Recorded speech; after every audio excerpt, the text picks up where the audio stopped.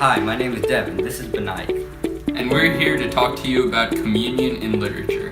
Communions are meant to be any act of peace and sharing or goodwill. The act of breaking bread and sharing it can exemplify friendship or intimacy. An example of communion can be seen in Fantastic Beasts and Where to Find Them. In this dinner scene, many examples of symbolism and hidden meanings can be seen through communion. The job ain't that glamorous. I spend most days making coffee and jinxing the John. And Tina's the career girl. In this scene, Queenie, the blonde girl, and Kowalski, the bulky man with a mustache, can be seen flirting with each other, using gestures and expressions. This symbolizes a hidden sexual desire as well as a foreshadowing of a strong relationship. Another relationship going on in this scene is the relationship between Tina and Newt. They're having awkward eye contact between each other. Since this relationship is taking place over a successful meal, it signifies that their relationship will last for a long time and it will be very successful. The following scene from White Chicks does not represent the traditional view of communion, but it still fits in with Foster's ideas of communion.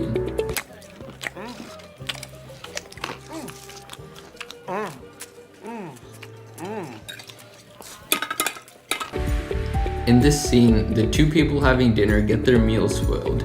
Foster says that any sort of meal spoiling can lead to an unsuccessful relationship.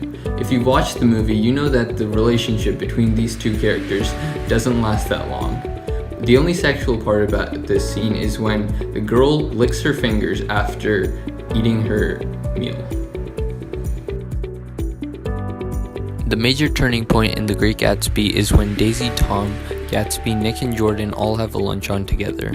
The afternoon starts off as being secretive and awkward. Daisy and Gatsby are trying to hide their feelings for each other while Tom is gauging suspicions and Jordan and Nick are attempting to seem clueless at any indication of something strange. Tom finally realizes that Daisy and Gatsby are in love. Gatsby and Tom have a great argument, which Daisy has to stop. The events of the luncheon led to an explosion of emotion, and at the end of the argument, everything died out instantly. But what was left was forever changed, a perfect example of how significant a dining scene can be to a story.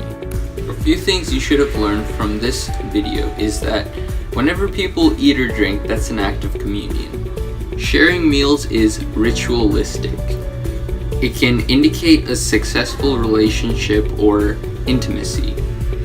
A failed meal can indicate an unsuccessful relationship or death. Whenever characters come together for a meal, it's usually to give up personal hang-ups or come together as a whole, forget about any rivalries.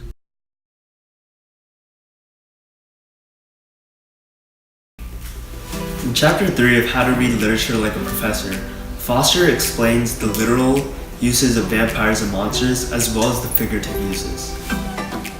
A literal use of monsters in literature is to provide a scare or horror to further the plot of the story.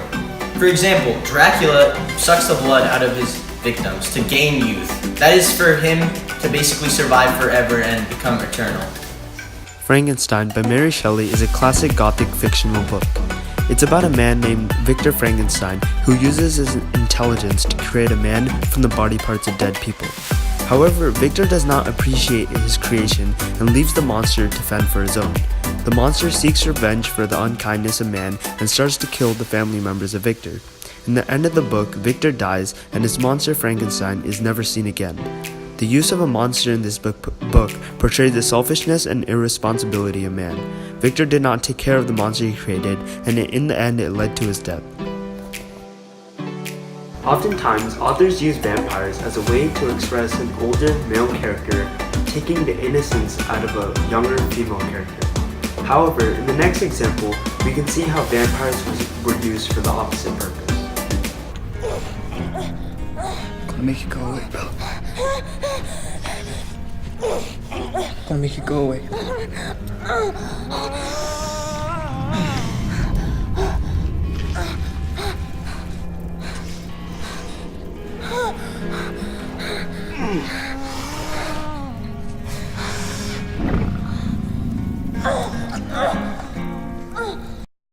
seen in the example, a young male vampire bites a young female character.